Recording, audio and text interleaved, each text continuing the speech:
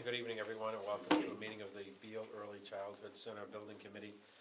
First item for this evening's meeting is to vote on accepting the meeting minutes of November 13th, 2018. Is there a motion? I'll make the motion. Motion's been made and seconded. All those in favor shall signify by saying aye.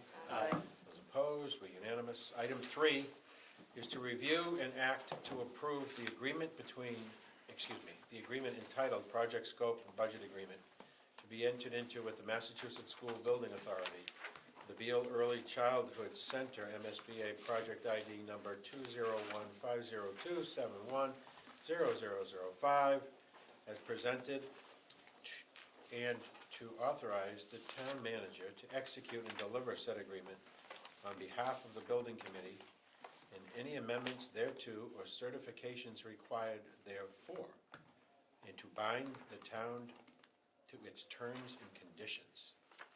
Sounds ominous, Mr. Manager. Do you want to brief the committee on that? I was going to say Mr. Nadal's helped us with that. Clearly he did. Clearly he did.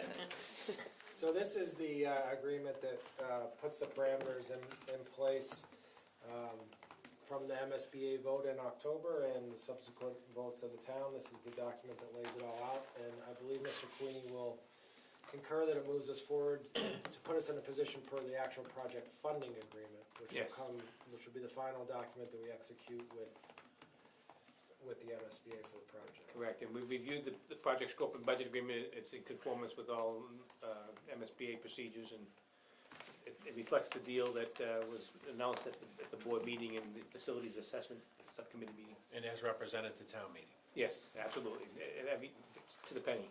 Question? Any questions from the committee? No? Is there a motion? So moved. Second. Motion's been made and seconded to move the motion as articulated on our agenda. All those in favor shall signify by saying aye. Aye. All those opposed, motion carries. Item 4 is to hear reports, review, and act on the following matters. Report from the owner's project manager, project schedule, project financials, and then we will go into a more in-depth conversation regarding the status and update from the CM at Risk Subcommittee. Paul? Deb, you want to start off with Deb, good evening. Good evening. I'm going to hit on the schedule. Everybody should have a 11x17 color PDF P6 schedule in front of you. If you just want to go, the first 2 pages are just to note that PMA's been keeping the schedule for over a year and a half from the beginning. The first 2 pages are items that have already actually been finished. But if you go to at the tippity bottom of page 2, you'll see where it says design development 3 months. The first item at the bottom of page 2 is the CM at risk procurement. We started that on or about August, and we finished it on December 6th. That was the day after we did the interviews. That's what that date reflects. So then at the top of page 3, this is the items that we have in for design development. We just want to go to the items that have the arrows on them, because Jim, you had asked us to be here and able to discuss follow-up school building committee meetings that we would require to fit within the schedule. So that's what we just wanted to show in this and just discuss with everyone here and see if they are agreeable. Right. Now, PMA and LPA went over this early this morning, and LPA made some adjustments to the building committee meetings in the arrows under 60% and 90%. So we'll tell you what those are, and we can see if that works for everybody's schedule. But for the DD phase, the first one is to authorize submission of the DD package without the estimates. That falls on February 19th, which is the second Tuesday of February. So that stays within your regular schedule, if that works for everyone. And then, let's see, March 2nd is also the second Tuesday. And that, because what we're going to do, what LPA would like to do, March 2nd. March 12th, I'm sorry. Okay, thank you. What LPA would like to do is submit the design packages to the MSBA, less the estimates, because we get 21 days after the design submission to do the estimates. So LPA would like to take that time for the estimators to put their estimates together. So on the 19th, we propose that you folks approve that we submit the design package. Then the estimators will do their thing. We'll come back in March. You guys will approve the estimate, and we'll submit that to the MSBA. And that will take care of the submissions under DD. Now, and this will be Am I correct in believing it will follow the normal process where if we have a meeting on a Tuesday, the prior Thursday, we'll get an email saying we can go look at aspects of it? Correct. Okay, good. Yep, we'll try to get it to you that Thursday or that Friday. I understand, just as long as we maintain the plenty of time Right. for folks to Exactly. review and ask questions. Yep. So then going under to the 60%, So it sounds like February and March, as long as we stick with our current schedule, we're square. It's right, actually, the second Tuesday of those 2 months will the work. 19th is actually isn't it is it February 19th? February 19th, That's the yep. third Tuesday of February. Oh, I'm sorry. The 12th would be the second Tuesday. Okay. So that one will be bumped to the third. To the third. Yeah. Sorry about that. To the third. It's the So that's the third third Tuesday. Is that school Tuesday. vacation School, week, though? it is. It is. Yeah. What day is that? What did they say? School vacation week, so some people might not be available. All right, well, So how do now- we do this? You come back to us, we've got time Yeah. between now and So February. what ends up really happening and what the kind of problem being is the 3-week period. So Yeah. when we submit it without the drawings, we have a ticking clock of 21 days after that. So Yeah. if we move one, we gotta move both. Yeah. So one's gonna be out of sequence. with- That's fine. Yeah. Just that, I would prefer not to have a meeting during a school vacation week. Mhm. But just take a look at that. Okay. Well, that's exactly where we wanted to talk about this, just Yep. to iron this out. So we'll go back to that. We'll probably target the 12th, but we won't submit it till the 20th still. So we'll probably sit on it just to buy us some extra time really there, to make it dovetail in. But we'll take a closer look and let you know. But the 12th would work for everyone, February 12th, the standard second Tuesday, okay. Then going on to 60% CDs, the second item there, the school building committee meeting, as opposed to May 7th, LPA is proposing May 14th, which is the second Tuesday in May, for the 60% design package without the estimates. We're happy to move, we just wanna know, that's all. Okay. But so that, on the 14th, Yep, we can good. go with that. Then if you go down to the next one that does SBC meeting, review reconciled estimates, as opposed to May 30th, LPA is proposing June 4th, which is the first Tuesday in June. Okay, And then just 1 second, 5:14, town meeting is when? The following Monday. Oh, good, okay, good. It is scheduled for Shrewsbury High School Awards Night. That's supposed to start at 6:30, so I don't know if that's a, Well, then we'll is have that the to, 14th, May 14th? we may have to start at 5. Paul, you should leave your office at noon.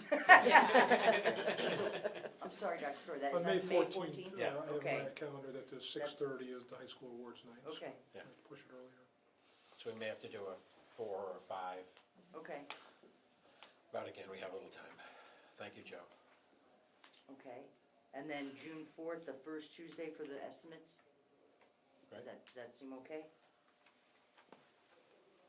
Okay, and then going to the 90%, for that design package for this group to approve, we've got it slated for August 13th, again, the second Tuesday in August. And then the meeting to approve the estimates is September 3rd, which is the first Tuesday. And I believe that's the day after Labor Day, I believe Labor Day in 2019, Yes. Okay? so. And, after kind of talking with PMA, what our real thought was this, is, we understand the committee has, the goal of updating the school committee at periodic Yes, yes, times yes. throughout this.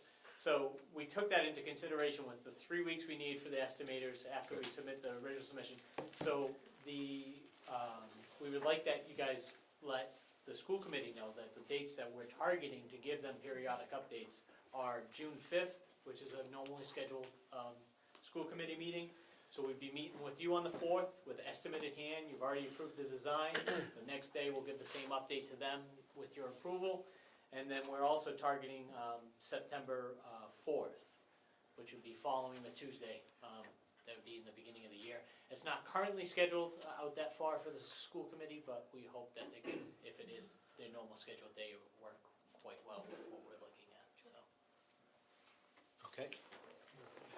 And then the March 13th school committee for the DD estimate. Yes, in March 13th also. Great. Following the 12th. The 12th was the same thing there. You'll have the estimate in hand. Okay. Thank you. So Deb, why don't you coordinate with Val so she can get a single email out to all of us Absolutely. looking Will ahead? do. And let's do 5 o'clock for that May 14th night if we could. Okay, 5 Because PM, that very way, good. Joe and others who may have to be And at the Sean, school should have ample time. can we go ahead and say, February 12th for DD, and you guys will hold it until Yeah, the 20th? that's what we'll have to do, because otherwise it's really gonna shift the dates too much. Okay. So we'll hold the 12th. Okay, so that will change to the 12th, so as not to interfere with school vacation. Alrighty, we'll make those adjustments, I'll get you an email, Val, and you can distribute it to the group. Thank you very much for this. Okay, the next item here is project financial, so again, we have the overall brief one-page project summary, budget summary. This now includes the total project budget that is in Exhibit A, what will be Exhibit A of your project scope and budget agreement. Your total project budget with the MSBA is $92,809,274. We rolled up, some items under feasibility schematic design, the architectural base fee of $750, then the amendments under feasibility schematic design is the $87,721 for the architect. Amendment 5 is design services from design development through closeout, that's the $6.375 million. Then we have in there, Kevin, that's the flow test that they'll put under amendment 6. And that's the $1,500 for doing the second flow test at Glavin Center. So you have the subtotal of the A&E contract there. Then PMA's feasibility study schematic design base contract is the $242,556. We've had one amendment to date, and that's number 1, and that's OPM services from design development through project closeout, the $2.361357. And then the subtotal of our contract is the 2.6. So total contracts under to date are $9,818,134. The next item are the invoices through November. That includes invoices through November. So that's a 1.294, and then the balance to finish is the delta between the 92 million and the 1.2. So encumbered to date includes our contract, LPA's contract, and some miscellaneous expenses that you guys have incurred directly. A couple of flow tests, and there was a couple of other things that we've submitted. So the encumbered number is 9.8 million. Balance to finish is the delta between the 92. And the tippity bottom there, we have ProPay submitted to date, amount of reimbursement, and we just put in ProPay number 13 submitted on 11/30, and that 198 is pending. And that's kind of Questions? a summary of where we are. Thank you very much. Next item up, let me just jump in a little bit on schedule. Obviously, the manager's office is knee-deep in with DCAM, doing everything from deeds to completing surveys, easement plans, et cetera, regarding the transfer. I think the issues that were bigger issues at our last meeting are on their way to being simply completed, not even solved. It's more of a paperwork and approach issue. For example, an element of one of the statutes calls for an organization to give its rights to the land to us if it ceases to exist. Well, if you cease to exist, how do you take affirmative steps to give away your rights? So there's some of those things that the attorneys are noodling over. But I would argue the rest of it is moving ahead judiciously. I know Kristen secured the base license that we need for the property through December. And I think your team has provided the insurance to get a more expansive license to get on there and do what we need to do between now and transfer. And obviously Q1 of 19 is the target date for transfer. But everything is moving along. There doesn't appear to be any hiccup that we are aware of that's a real challenge at this point. I did pass around, before we get to financials, I asked the office to circulate a piece that was in the journal regarding tariffs, the hot economy, infrastructure costs, et cetera, et cetera. You may recall at town meeting, an individual who reported to be in the flooring business asked a particular question about the level of protection we have for unforeseen spikes in costs as a result of the trade war or tariffs or a variety of changes in what has been the trading history for the last several years. Paul, are you seeing anything out there that makes you nervous today, or Where do you see it? Well, it's, you know, we reviewed that Wall Street Journal article, and a lot of the, you know, those projects were heavy infrastructure projects rather than building projects, but PMA in the Massachusetts market, this summer we had two school building projects go to bid, and we didn't see any problems with structural steel with regard to tariffs. But because it's a busy construction market, we're seeing pressure on some prices, and so it's more the drivers, rather than being you know, tariff driven for the large components, are labor driven. And there's a little bit of a pressure on increases in concrete, and a little bit of mechanical pricing, and some missed metals pricing that LPA's estimator identified. So we're monitoring those, but these are typical risks in a busy construction market. Also, we're talking to some facilities managers who would track some future purchases. You know, some items, equipment that has stainless steel in it. The stainless steel comes from China, so they're forecasting next year to have some potential price increases, but it's hard to forecast because the style of negotiation on things like this is often brinksmanship. So there's announcements of, you know, draconian tariffs, and then negotiations happen, they swing. So some of these purchases of equipment won't happen until the middle to the end of next year. So to say right now, even though people are forecasting, hey, we think we're going to have some increases due to tariffs, you know, early next year, the pricing schedules for certain pieces of equipment with stainless steel from China, they're forecasting increases, but by the time we come to buy, we don't know if that has kind of been resolved through negotiations, and the price could adjust back down. Missed metals, what are some examples of missed metals? Yeah, so that's kind of like structural steel, the big beams and columns you see going up when you drive by any building project. But miscellaneous metals are the small pieces of metal that go into any building, the stairwells and the railings and pieces of fit that go over the structural steel to help attach the building envelope, the windows and brick to it. Making sure you knew, Paul, that's all. Yeah. Now, what we do have, yeah. And one of the things to keep in mind, so we have built into the contract, you know, our current budget includes the construction cost estimate performed by the estimator. We had in the Form 3011 that we've discussed at multiple meetings, and this was the basis for the town vote and the MSBA grant. Built into the $74 million construction estimate was $3.1 million of escalation. So just the fact that we know between now and when this work goes to bid, there'll be some price changes. Now, typically this is for inflation, but for whatever reason prices change, this is something built in that will help protect us against price increases. We also have a construction contingency of $3.7 million, and you know, that typically we carry that as 5% of the building cost, and that's typically for for these type of building projects. There's change orders that inevitably happen, not in normal part of business, but we've had some good history with construction management at risk where we often use only half of that. So that was, I would say, you know, perhaps half of that, near $2 million, could be available to absorb some unforeseen circumstances. And we have built into the budget an owner's contingency of $777,000, and so we have built into the current budget room for unexpected things to happen. So I don't, even though there's been some announcements and we are concerned a bit about labor shortage, putting some pressure on costs. I think we don't see it threatening the project budget at this point.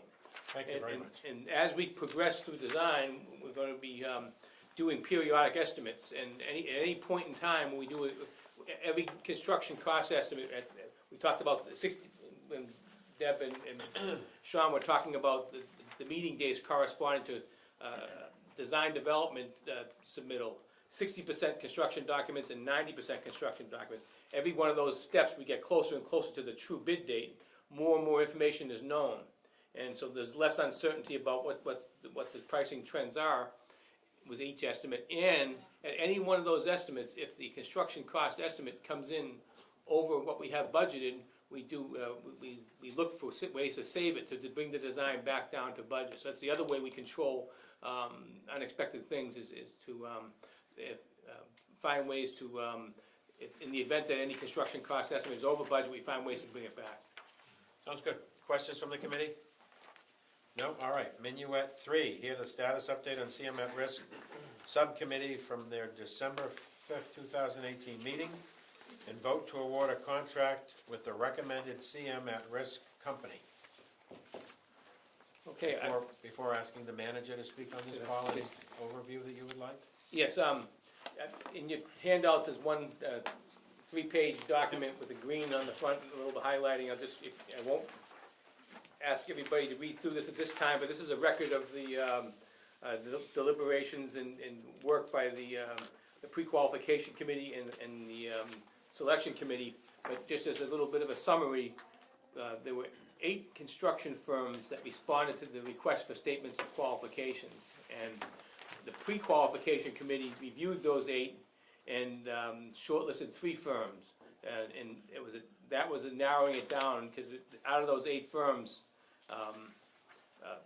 even all 8 were capable of building the job, but some of the firms had more MSBA school experience and were better suited. But even with the 3 highly qualified firms that were shortlisted, there were some very qualified firms that were left off, because doesn't make sense to when you have a good, strong short list of 3 firms, which were Gilbane, Sharma Design and Construction, and Fontaine Brothers Construction. There was no need to bring more to the table. But so the first step of the process was narrowing the 8 firms down to 3. And on December 5th, last Wednesday, the selection committee interviewed the 3 firms. We started at 2 o'clock and went through to 5 o'clock every hour on the hour. We had a 30-minute presentation by the CM firms and a 20-minute Q&A. And every one of these firms had strong proposals, and they gave strong interviews. They brought strong teams to the table, and and most often the references, they had pretty strong references. But as we progressed through this, it was clear that even though there were 3 very highly capable firms, one firm stood out, and it was Fontaine Brothers out of Springfield, Massachusetts. So they were the first-ranked firm, and Shawmut was ranked 2nd, and Gilbane 3rd. But the committee recommended Fontaine because they saw Fontaine as a good match for the Beal Elementary School. The Fontaine Company has, based upon what they presented to us and what we know about them in the industry, and LPA has had them as a contractor and CM on a number of their school projects. They construct quality schools. The people from those different school departments and towns we talked to have strong words for the firms and the people they propose, and they all almost universally said they'd be willing to work with them again. The team that Fontaine brought to the table at the interview inspired confidence to the committee throughout the interview, and each of the firms, and Fontaine in particular, had some compelling plans of how to conduct the work in a way that would manage schedule risks so that we can finish the building and open the building on time, and manage some particular costs, including one of the areas where all firms indicated an area of risk was soil management and soil movement on site. So as we progress with the design, we'll be collaborating with the CM and finding ways to keep more soil on site and not have to truck it off and save some money there. And so Fontaine's experience with both Chapter 149 and 149A make them, and their ability to self-perform, help give the impression to the committee that these are capable estimators, and they have a good pool of subcontractors, and having a good pool of subcontractors helps competition and keep pricing down, whereas there are some firms who don't have as large of a pool, so with less competition, sometimes the prices creep up. So and the final thing that was impressive to the team was the core of the Fontaine team that was brought to the table is the same team that worked on the Shrewsbury Public Library project. So that project, as you are aware, was completed on time and under budget with no disputes, and there was excellent collaboration with the town, Fontaine, PMA, and LPA. So we really, as a committee, from my observations, those were kind of the impressions the committee had, that what made Fontaine stand up above the rest. But I would ask any selection committee member to add to anything, what their impressions were based upon what we saw in the proposal and in the interviews. Mr. Manager? Thank you, Mr. Chairman. I certainly agree with everything that Mr. Queenie stated. There's a couple things that really stood out to me in either their presentation or how they answered some of the subcommittee's question. The first thing that comes to mind is their explanation how they manage their subcontractors, whether that's the filed sub-bids or other contractors. And the approach that they explained is, unlike a lot of other CM firms, they don't like to bundle a bunch of things together. So, one approach may be, I think as was explained, and I may not get it perfect, was that some contractors or CMs may come in and bundle door frames and doors with drywall and let one contract for that, where Fontaine will let individual contracts with drywallers and door and door frame companies. So not only do they have the ability to understand what's really in the price that's submitted to them, but they also get to touch and have a direct contract and be able to have direct control and responsibility over a greater number of the different intricacies that will go into making the project successful. I also particularly liked their answer to what I thought may have been spun to them as a negative question about their work within central Massachusetts. So they currently have other large jobs going on in the city of Worcester, and were recently awarded the Northbridge Elementary School, which is a similar sized project to ours. But their explanation to us on that was that they thought that was a benefit, and that they will have they'll be a significant player in the central Massachusetts market, in the construction market, and actually be able to control crews and services throughout the region versus just on a single job, waiting for electricians or other sub-trades to move from place to place. So I thought that was a good asset to bring to the table. And then certainly just their direct elementary school experience. They've done a significant number of elementary schools, and their, of course, experience on the Shrewsbury Public Library. Any other observations? Patrick? And I don't want to be repetitive at all. I would say that, if I recall the number correctly, it was 35 elementary schools that they have in their portfolio, so that was, for me, a key differentiator. Also, the fact that they they have a Worcester office, so they have a very close presence to this job site, unlike the other companies. And finally, they were the smallest of the shortlist companies, family-run business, and I got the strong sense that just the way that they communicated and conveyed their desire to set themselves up to bid on this particular job, and looking at the jobs that were available was very impressive to me, so that they demonstrated a very strong desire for this particular job, and that they only carry between 6 and 8 jobs at a single time. So I feel like they're going to be responsive to us like they were on the prior 2 projects in Shrewsbury, and that was some of the causal factors for me to rank them first. Thank you. Anyone else? I think we're good. Bob says we're good. Paul or someone on the subcommittee, I'm looking at page 3. Summary of CMR pricing proposals. Yes. So the budget has a construction manager contingency of 1.8. Am I reading this correctly? Yes. And Fontaine came in at 951. Yes, 1.5%. So, That's and- quite a reduction from the budgeted number. yes, and one of the things we talked about when we looked at CM at risk was, we talked about, some CM firms will advocate for high CM contingencies.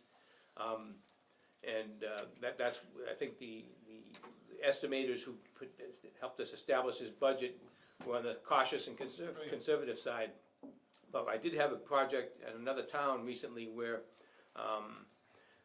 instead of these CM pricing coming in well below budget, two of the firms came in below budget, but one came in exactly at the budget. So there are some firms that would advocate for higher percentages.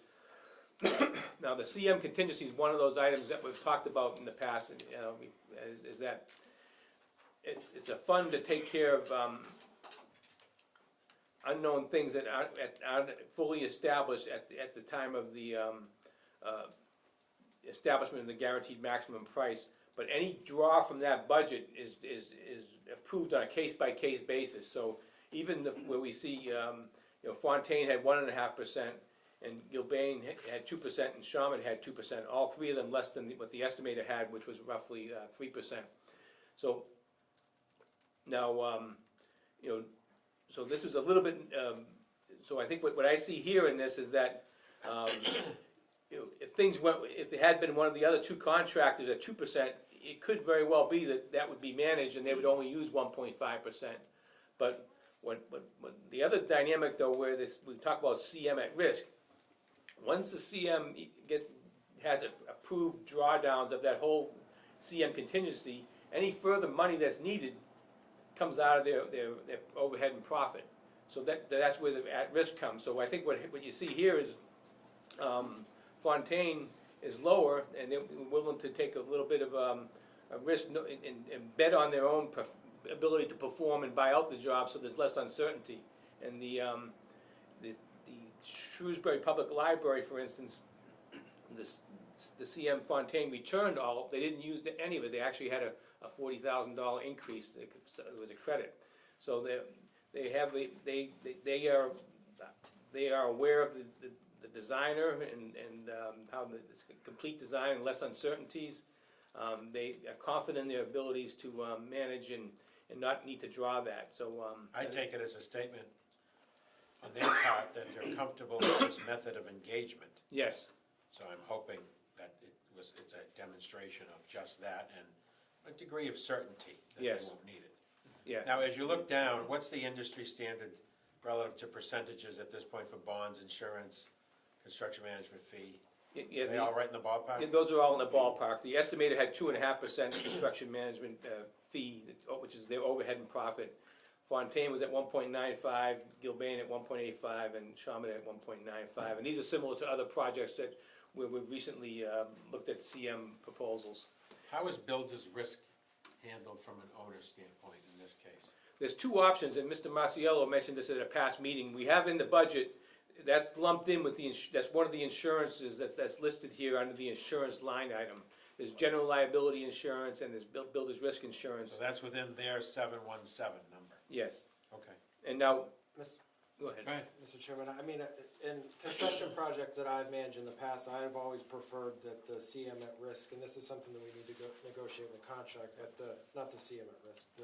The builder's risk is led in the name of the owner in the event that there is a loss, that the town can control how those funds are dispersed. Yep.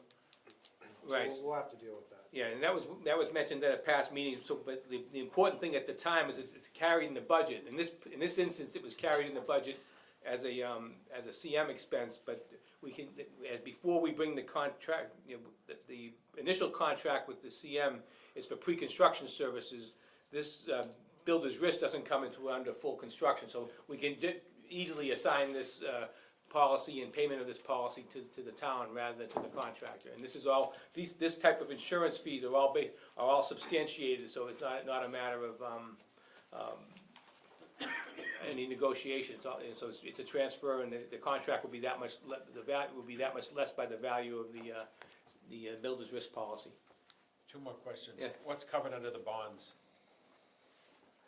That's a labor and performance bond, and it takes, in the instance where a contractor or their their subcontractors were unable to finish the work, the bonding company comes in and takes the place of the contractor or subcontractor and completes the work. So this is what you pay that company to provide you that kind of coverage. And the final question, sometimes, one way to look at a variety of contracts in a region is you've got that pooling of hopefully good relationships with labor and the subs and talent. God forbid one guy has the bad flu, there's somebody right down the road. At the same point, people like me wonder, are we gonna get that attention, or are they gonna try to bill off, 3 talented people to 4 great jobs, and how that might be handled by some. I take it we're comfortable from their past experience that we're gonna get the superintendent of our liking, and that he'll be, or she, would be focused 100% on the Beal School. Yes, and that's what was one of the questions we asked at the interview, and they mentioned how the project manager, the superintendent, the assistant superintendent, and the project engineer were all 100% dedicated to the project, and would be on 3 of the 4 would be on site every day. The project manager might be in Springfield doing some reporting over there, but as wherever he was needed, all 4 would be on site 100% of the time. And we asked about these other engagements they have with the town of Northbridge and as well as a project with another community, I think it was Holyoke, and they gave us their commitment that these people that they proposed are the ones we will see, and there won't be any I wouldn't even use the term bait and switch, because that would, but some firms would try that, but this firm I wouldn't believe would, because one of the things that brought them here to the table today and or last week was their good performance on the past job. So with the traditional Chapter 149, all you have to do is be pre-qualified by the state, and as long as you have your low bid, you get the job. Here, you have to it's a qualifications-based selection, and then combined with a review of the pricing. But if you don't do a good job, and you have a habit of taking your super off to go to other work, you're not going to get those strong references that we got from this firm. Great. So I feel good, I feel confident that they'll commit to this staffing. And so that's the part of this process. We ranked the 3 firms based upon qualifications. And then after the ranking was done, we discussed the price proposals. So that was an independent review, and it just so happened that Fontaine had the lowest price proposal of the 3. Sometimes you face a circumstance where your favorite, it may not be the lowest price. You have to decide how much more will you be willing to pay to keep your favorite. That wasn't the case here. And one final thing with respect to budget, we talked about the estimators being a little bit conservative, but also, out of fairness, we've seen other projects where these fees come in exactly as estimated. The second and third favorite CMs were almost $2.7 million below the budget, and Fontaine's $1 million below them, so almost $3.7 million below. So we talked about cushion and allowances. Right now, we budgeted $10,657,749, and we have a proposal in hand for $6,927,264. So we have, that's added to this. If anything does happen, we can draw from this, but hopefully we don't have to, but we could draw from this budgeted reserve. Thank you. Further comments from the review committee? Any comments from the larger building committee? If not, I'll accept the motion. Mr. Chairman, I'd make the motion to authorize the town manager to negotiate and enter into a contract with the preferred contractor Fontaine Brothers for CM at-risk services in accordance with the scope and terms provided in the town's RFP process for this project. Second? Motion is made and seconded. All those in favor shall signify by saying aye. Aye. Those opposed, we're unanimous. Thank you very much, Paul. Report from the architect. Good evening. Thank you all for your time. We're moving forward as we have always. We've had kickoff meeting with all our consultants. Kind of give you a quick overview. So Up until this point, we've been trying to really get major budget numbers, overall program in place, get a good arms around everything. And the best way to characterize the DD phase is, the first portion of this is really to get the major consultant pieces in place. Our mechanical, we've already fleshed out the program, we have a floor plan, everything else. We're really getting structural, mechanical, civil, landscape, everybody to get their major pieces in there so that we have a good cost scope for the GC to react to. We have 50% documents being due just before Christmas. We're gonna review them, meet with our consultants after the new year. And then we have the first week of February, 100% design development documents coming in, which we will then review with you. We are also meeting with town departments, who meet with town engineering, town planners, fire, police, to get their take on this. For those of you that took a closer look at the CM at risk RFQ, you could see we're identifying and or targeting early packages to kind of expedite the construction phase. And we have met with, like I said, the town engineering department, starting to target those dates to meet the schedule and when land acquisition will come into play. What are you things- seeing for the road? Considering, I think we have a rather wide right-of-way. If we did get hung up with decamp, is there enough wiggle room to do the road? That really comes down to how we decide to procure it as far as emergency services and keeping the public way open. We gotta kind of see how that dovetails in. And also, I mean, a lot of it falls on how the GC kind of sees their site logistics going, so we wouldn't want to kind of report or kind of, theorize on which way would be the best way to procure it without their input, as, a lot of liability and risk for them is gonna be with that. But we have looked at it as if we did get acquisition of land in the first quarter, how we could hit planning board meetings, and get early reviews so that they can hit the ground running come the summer when there's less traffic on that road, school's not in session, things of that nature. As far as that goes, we're just still continuing to try to look at opportunities to save money.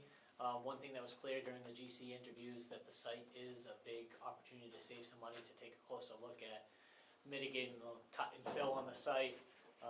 Obviously the road realignment, and with the new GC that you first brought on board, I'm happy to kind of report on South High. We have a lot of naturally occurring arsenic soils there that they're dealing with, and they've thought creatively on how to, reuse that soil, and also have found other disposal sites more locally that were significant cost savings. So they are well versed in it and are currently facing it at another site, and it's good to have them on this site to deal with that also. Now, telling you report. Yeah. What we neglected to do, we have representatives from Fontaine Brothers Incorporated. We'd like to introduce themselves to the Right. committee, if that would be okay. Wonderful. I'm Frank Pear, I'm the project manager. Hi, I'm Dave Fontaine Jr., Fontaine Brothers. There you go, thank you very much. We look forward to working with you. Sitting here. And just to kind of speak a little bit, we're just very excited to be here. This is a project that we've been looking forward to since, it was starting to come to fruition even while we were involved in the library. It's a project that we've been targeting really actively for the last several years. We were very excited to see it get through the vote, just like you folks were. And we really, wanted to put together, I think, a compelling project team and RFQ, RFP interview, and price proposal also that reflects kind of our interest in being here and being a part of this team with your group as well as PMA and LPA. Our working relationship with both those firms is a big factor in us wanting to be on board here as well. So just really thankful for the committee's recommendation. Would you like to say anything, sir? Same thing, it was a pleasure working on a library with Bob and Paul and LPA. It's just, I'm very excited, I'm looking forward to it. It's a great site, I'm familiar with the site. That's where we had the temporary library, where Bob's office was at one point, so we're in good shape. Good, thank you, welcome. We look Thank forward to working with you. So, thank you. Anything else? No, I think we're in good shape, right? Report of the architect has been completed, project update, set the date for the next meeting. There's no reason to deviate. January 1st, second Tuesday, correct? Everyone square with that? Great, and then Deb, you'll coordinate with Val, and we'll shoot around so everyone can lock in those next several Follow-on to dates. take us through. Great, thank you very much. Anything else for the committee? No? Okay, we'll accept the motion to adjourn. So moved. Motion's been made and seconded. All those in favor, so signify by saying aye. Aye. Those opposed, we're adjourned. Thank you very much, folks.